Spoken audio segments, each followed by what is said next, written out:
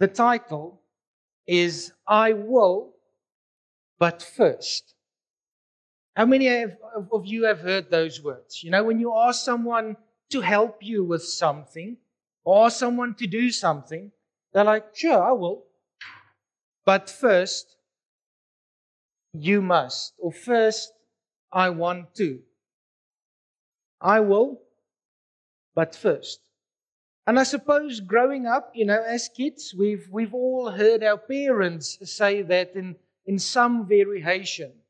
You know, like, sure, you can go visit your friends, but first clean your room. You can go play outside, but first finish those chores. As adults, it plays out in a different form, where we have conditions and prerequisites. So like, you'll ask someone to help you, they'll say yes on condition that. Or I'll join you if this, and this. So there's certain prerequisites. Now, having conditions, having prerequisites, having standards met before we do something or commit to something, it's not necessarily a bad thing. In fact, in many areas of life, it's important, it's vital that we have conditions met before we do something. It's very important that certain standards be met before we continue with some things. I mean, if we just look at doctors, I mean, that's something that's life or death. Certain conditions need to be met before the doctor can do the op. Whether it's a change in medication, whether you must lose weight or gain weight, whatever it might be, but a doctor doesn't say yes without certain things being in place. So there's conditions that have to be met. And so conditions and standards and prerequisites, all of that, it shows us the level of someone's commitment. It shows us a hard attitude. Now, we know that when you join a bike club, that bike club that you've joined, there's certain standards for membership that has to be met. You can't just get the patch in a lucky packet. There's certain standards to be met. And so that is for that club's leadership to make sure that there's commitment and the heart attitude is right. Like when you want to purchase a house, you must first have the finances to do so. But when we look at conditions and prerequisites and standards to be met, when it comes to following Jesus, when it comes to our spiritual growth and well-being, when it comes to obedience to God's word, then setting conditions and having prerequisites is not a good thing. We can't pick and choose when we want to obey. We can't say, yes, God, but this, and this. It will be detrimental to our growth, to our spiritual growth. And I think setting conditions for obeying God, it might lead you to not attain God's best for you, not reaching your full potential. And so perhaps as you sit here this morning, you've heard people say before, I'll read my Bible if or when I have time. So you're setting a condition for listening to what God wants to say to you. We've heard people say, I'll give my life to Jesus if He does this or does that. None of us know when we'll leave this life. We can't afford to postpone something like that. I shared with with some of the CMA guys during the week, that we look at our physical age and we say, this person is old and this person is young. But we don't know when we're going home. If you're 20 years old, but God is destined that you are going home at age 30, then you're old. You only have 10 years left. If you're sitting on 60, but God's only going to call you home on 90, you're young. You're young. Don't postpone inviting Jesus into your life. We've heard people say, I'll get baptized when that is in place, or when this happens, or when it's that month, or that day of the week. Now we know that the Word tells us that we have to be baptized. So you're delaying obedience. We've heard people say that I'll turn from sin if this or if that. Like I'll stop next week. I have some stuff planned that's coming up. I can't pull out now. I need to just push through and do this. I know it's wrong, but I'll stop next week. Setting a condition for your repentance. We've heard people say that I'll forgive if that guy comes and apologizes. Again, the Word tells us we must forgive. So you're setting a condition, a prerequisite for obeying God's Word. We've heard people say that I'll give and I'll tithe when God gives me the money. So Lord, I'll honor you with my finances when you give me more. I'm not going to honor you with what you've already given me. I'll honor you when you give me more. I want more, but I don't want to honor you now with what I currently have. Setting condition. I'll pursue my husband if he does this or that. I'll pursue my wife if she does this or that. Setting a condition for your love to the person you've married to. The person to whom you made a covenant with before God. Now you're setting conditions for your love. And if currently in your marriage you're just in a bad cycle, it takes one to break that cycle. It takes one. But if you have two hard-headed people, none of them wants to apologize or take the first step, that spiral is just going to continue downward and downward. It takes one to break that cycle. We've heard people say that I'll come to church when this or that. Or I'll go to life group if this or that. Setting a condition for your fellowship. We've heard people say, I'll join the volunteer team if this or if that. Or I'll stay in the team if they allow me to do this or that. So you are setting a condition for your serving art. So there's conditions on which you will serve. You don't just have a serving art, you'll serve on your terms. We've heard people say, I'll go where God sends me. It fits my schedule. Lord, I want the blessings, but I'll follow you when I have time. Lord, please bless me. Please give me breakthrough. But I'll commit to follow you now and again. Occasionally. When I feel like it. When it's going good in my life.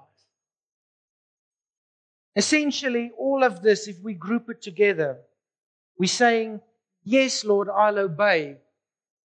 But first. We read in Genesis 12, the story of Abraham starts there, and It's a beautiful couple of chapters to read. But I'm going to read to you verse 1 and verse 4.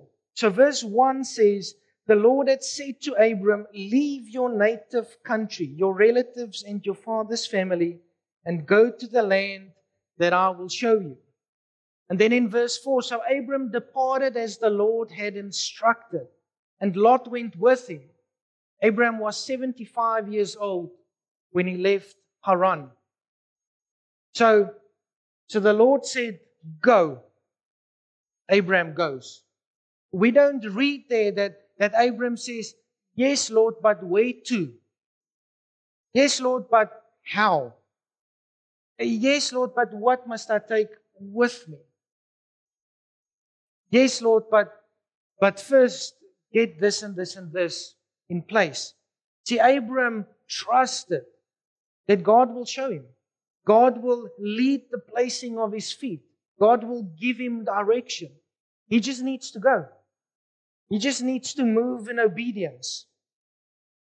See, what's important here is God said, go and I'll show you. God didn't say, I'll show you, then you go. And essentially, that's what the Great Commission is that we read at the end of Matthew. The Lord says, go. We need to go. And as we cross paths with individual people in whose lives we are to speak in and lead them to Christ, for those individual people, God will show us the how. But we need to go. We can't never go waiting for God just to show us. We need to go.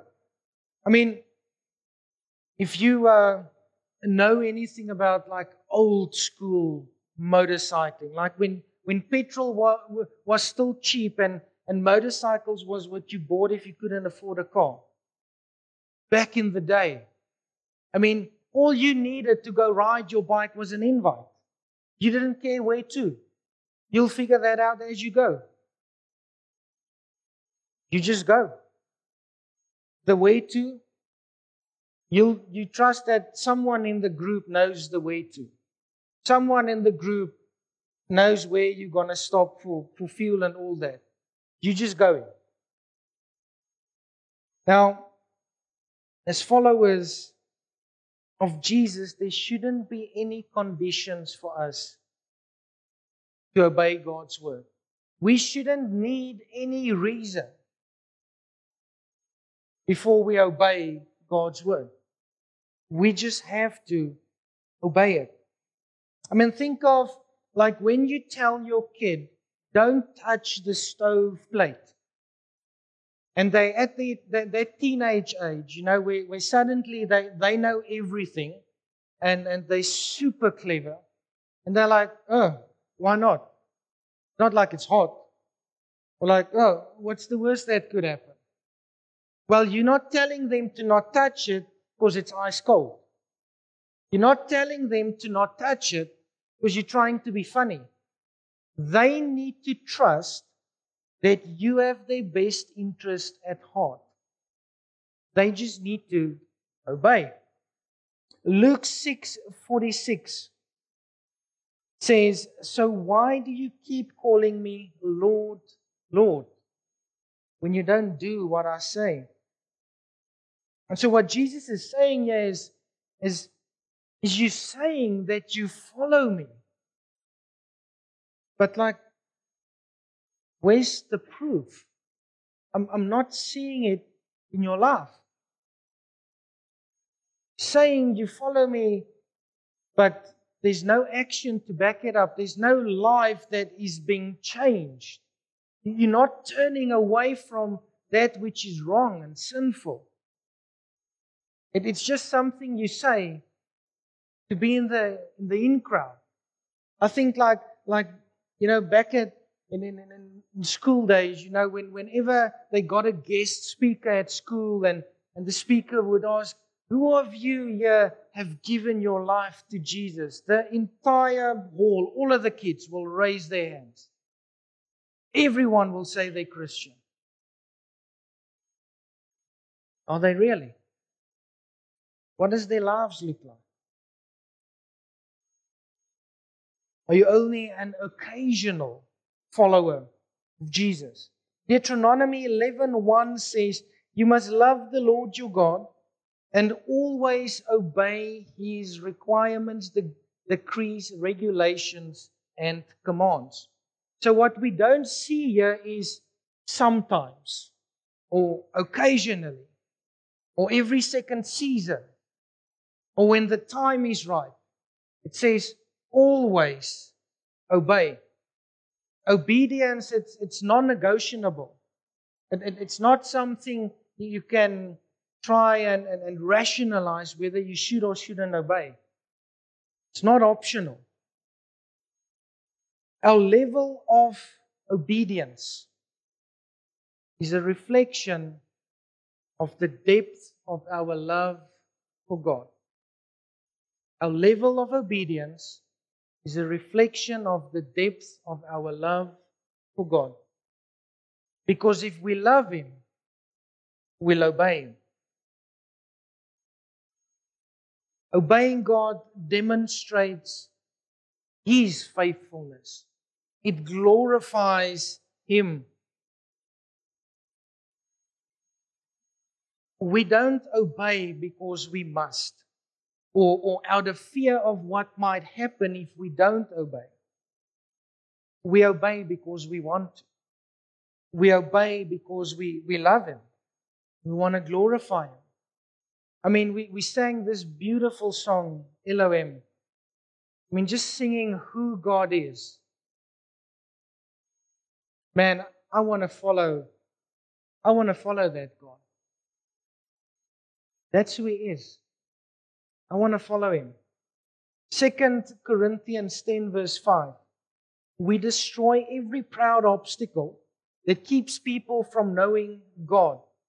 We capture their rebellious thoughts and teach them to obey Christ. Now, as you read Paul's letters, you'll see every now and again he lays emphasis on our thoughts, what we're thinking about. Because Paul knows that's where everything happens. I mean, if we just look at our bodies, nothing happens without getting a signal from the brain. Nothing. Even the stuff you don't think about. Your brain needs to send signals. Otherwise, it's not happening. And so disobedience and temptation, all of that, it happens in here. That's why Paul says, capture those thoughts that's going to lead you away from God. That's going to cause you to not do God-honoring action. They capture those thoughts that's going to lead you into disobedience.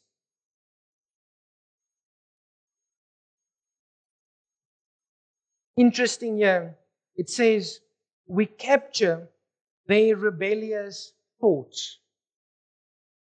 Disobedience, it's rebellion against God. Disobeying God, when we do that, we're rebelling against Him.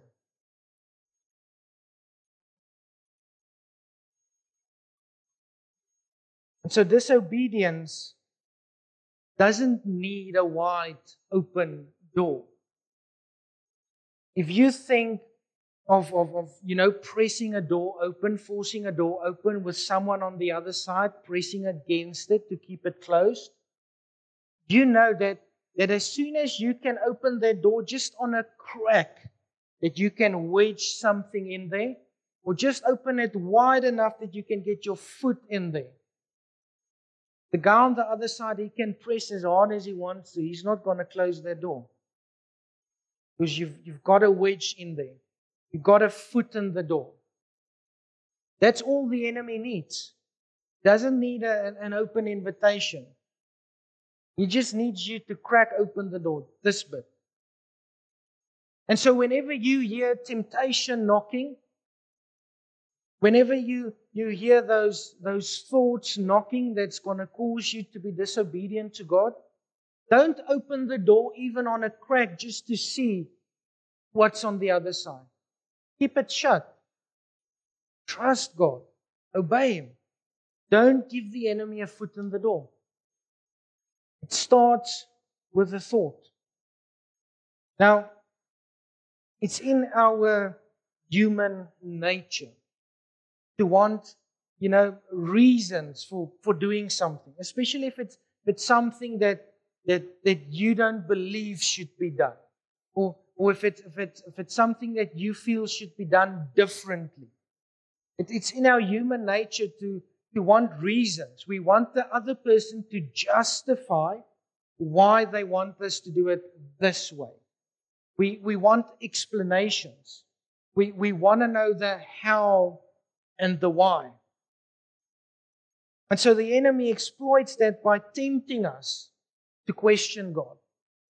Then we read things in the Word and you want to rationalize whether maybe, just maybe, it doesn't apply to you because you do this or that, or you were born here, or you previously believed this, and now you want to rationalize why you don't have to obey this thing, that thing. You want to nitpick which part of God's Word you want to obey. And so the enemy uses that human nature of us to question God, cause us to question God, and tempting us to disobey out of selfishness, out of ignorance, maybe even out of fear or uncertainty. I mean, just think of, when you tell your kid to do something, and maybe you come back to them later and they didn't do it. You ask, why didn't you do it, my dear? Now, I was scared this or that might happen. So they didn't do it out of fear. Or maybe you tell them to do it this way, but they do it that way because they know better. Even though they're 10 years old, they have more experience. So they know better. And so they did it that way. Or maybe, you just hear something fall and break. And you run into the room and you see all the pieces all over. Like, why did you do that? No, I thought this or that might happen or might not happen. Almost like out of ignorance, they thought it will hold their weight while they climb to reach that thing. Romans 12:2. Don't copy the behavior and customs of this world, but let God transform you into a new person by changing the way you think. Then you will learn to know God's will for you, which is good and pleasing and perfect. Now, the part of this verse that we focus on a lot is be transformed by the renewal of your mind. But that last part, then you will learn to know God's will for you. It's in obedience that we discover God's will for us. That's what it's saying. It's saying, transform the way you think so that you're obedient and following me, because then you will discover my will for you. You see, disobedience, it starts with a thought. That wrong thing that you didn't just wake up and do it and it was a surprise to you. There was some thoughts. There was some rationalization going on. There was some back and forth. Should I do it this way or that way? Should I do A or B? Disobedience starts with a thought. Thought leads to action. And actions have consequences. So if you can't deal with the consequences, then we shouldn't even entertain those thoughts. We should take them capture. We should transform the way we think. Be obedient so that we can discover God's will for us. We just look at Abraham. God said, go. Abraham didn't obey. He would have never seen the land that when he arrived there and pitched camp, God said, this is the land I'm going to give you. He would have never seen that. He would have never discovered God's will for him. Pack up everything. Leave everything behind that you know. Just follow me. See, disobedience can cause us to fall very, very far and find ourselves in a very dark space, wrestling with a lot of thoughts and just having a different outlook on life. But for me, the beauty of Christ, and it fit in so beautifully with the songs we sang this morning, that He's gracious. And man, when we turn to Him, we bounce back. And we come back stronger. And He restores and He does a new thing. All is not lost when you fall into a bad spot because of disobedience. All we need to do is turn to Him, call out to Him, turn from that wrong thing, and put our gaze upon God, focus our eyes upon Him. Isaiah 1 verse 19 says, if you are willing and obedient, you shall eat the good of the land. So, there's a blessing in obedience. I want to read Psalm 128 verse 1 as well. It's not on the screens. It says, how joyful are those who fear the Lord, all who follow His ways. Obedience brings joy. Disobedience brings regret. It's then that we look back and we say, if only, or I should have. I want to read John 13 verse 17 as well. Now that you know these things, God will bless you for doing them. The word tells us what to do. God will bless us when we do them. You see, God honors decisions that honors Him. God honors decisions that honors Him. God will never, ever, ever reward disobedience because it's against His character. He will never reward disobedience. He'll reward obedience because it's a decision that honors Him, that glorifies Him. John 13:17 that I just read, and in essence says that obedience opens up avenues of blessing. See, we need to realize that there's no reason that we can give that can justify why we disobey. No reason that we can give will be able to justify why we don't obey. The word says that each one of us will have to give an account of our own actions one day. When we leave this life, you will have to give an account of your own actions. You can't blame someone else.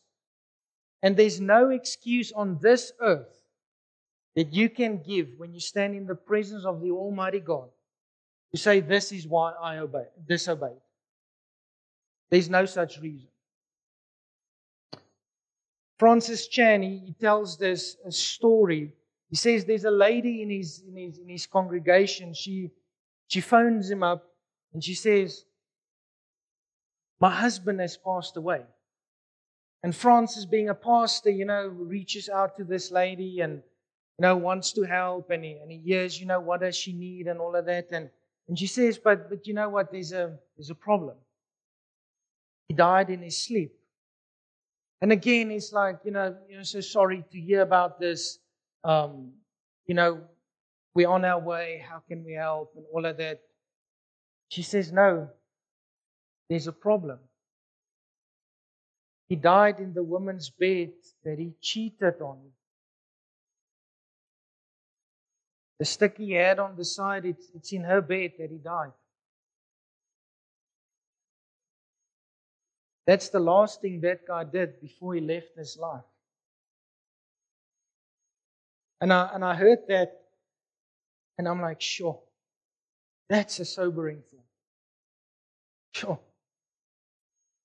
We don't know when we're going to leave this life. What's the last thing you want to do before you leave this life? An act of disobedience? That's something to chew on. Like they say, it's weighty words. Don't disobey, guys. See, there's something we need to grasp about obedience and disobedience. Is each one of us have the potential to be very, very dangerous men and women when we obey. Dangerous to the enemy. Because when men and women move in obedience, man, we'll see a blessing upon the family unit. We'll see families and households change. When we move in obedience, we'll see churches change. We'll see communities change. Who knows? Maybe even we'll see nations change. When we move in obedience, the broken will discover Jesus' healing for them. When we move in obedience, the sinners will discover His grace. When we move in obedience, the lonely will find fellowship with Christ and community in the church that they've decided to call home. And so often we want to look at people who don't follow Jesus or don't follow Jesus the way we follow Him. And we want to scold them and judge them and cast blame on them and tell them why they can't serve here or do this or do that.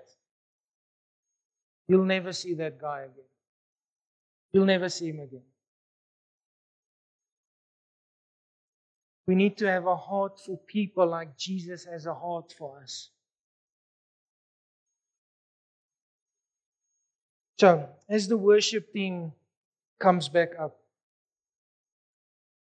we've heard these things about obedience, and it's a lot to think about.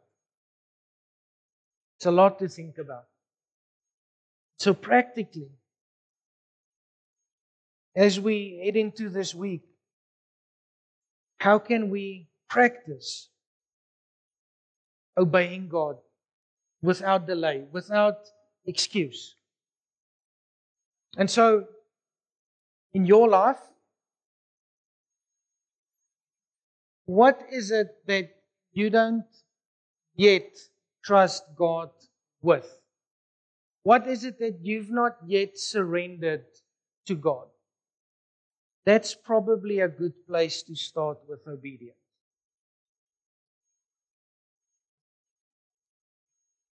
Then what is it that God's been pressing on your heart lately? Either to stop doing or to start doing. What is it that He's been pressing on your heart to turn away from? And what is it that He's been pressing on your heart to go? And maybe over these last months or years or weeks, You've been arguing it this way and that way. Should I, shouldn't I? Maybe I should wait for another sign.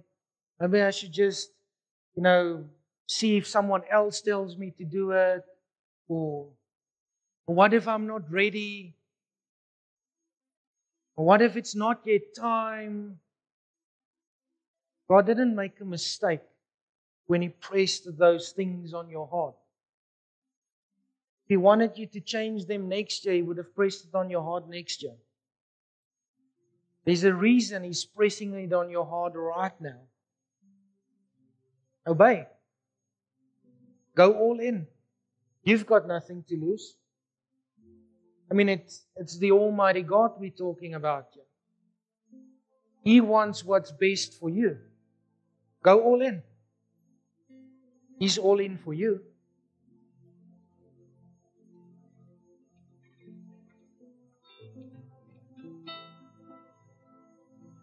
See, we will not know the beauty and the blessing that lies on the other side of obedience. We don't obey. If Abraham never obeyed, we wouldn't have read about Isaac and Jacob, Joseph, David. We would have read about people with some other names.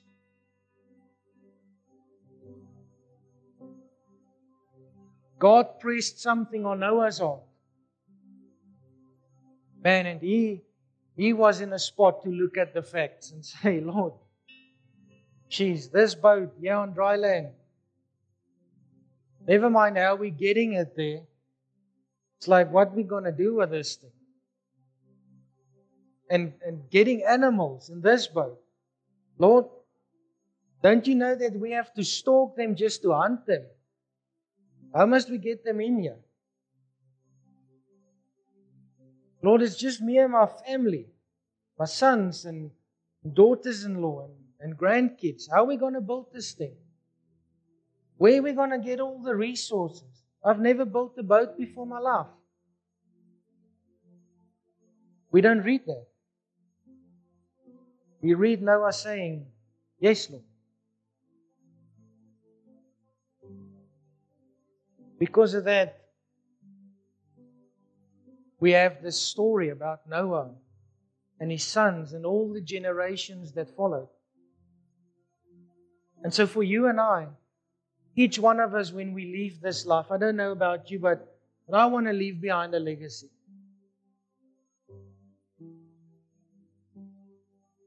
For those of you who have kids, you want to leave a legacy with your kids. Wouldn't it be beautiful? Your kids one day follow God because you follow Him. If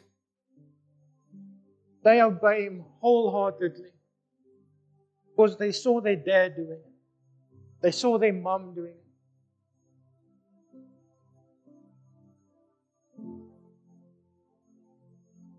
You don't have kids. You've got friends, people in your life. Man,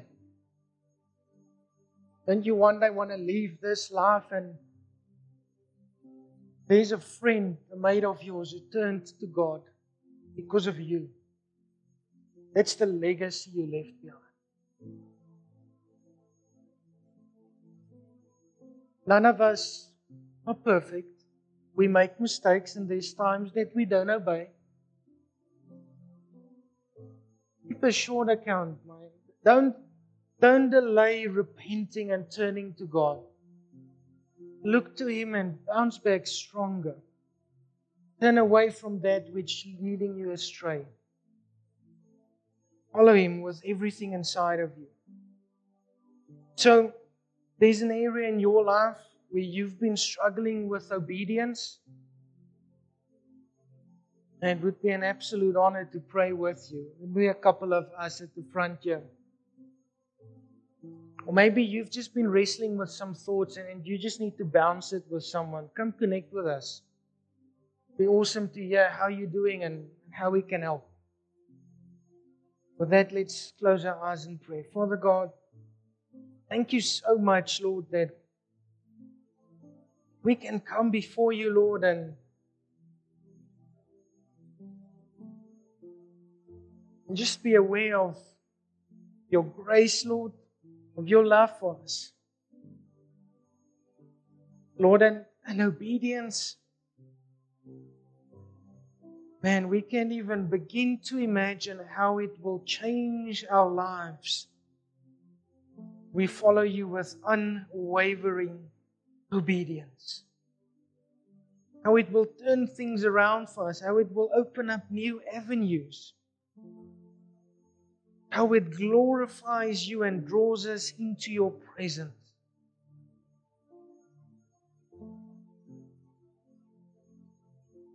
Lord, and like we sang this morning, when we look at stuff, so often we see mountains. Man, when we have faith in you, we see the mountain move. Lord, I pray that you take everyone safely home, Lord. Your hand be upon every family that's represented here this morning, Lord. May folk each have a renewed boldness and a fire to follow you with the utmost obedience. And know that that they're doing it out of love, out of reverence for you, Lord. It's an action that glorifies you. Lord, thank you for who you are, Lord. For whose we are, sons and daughters, the Most High God. Pray for this in Jesus' name. Amen.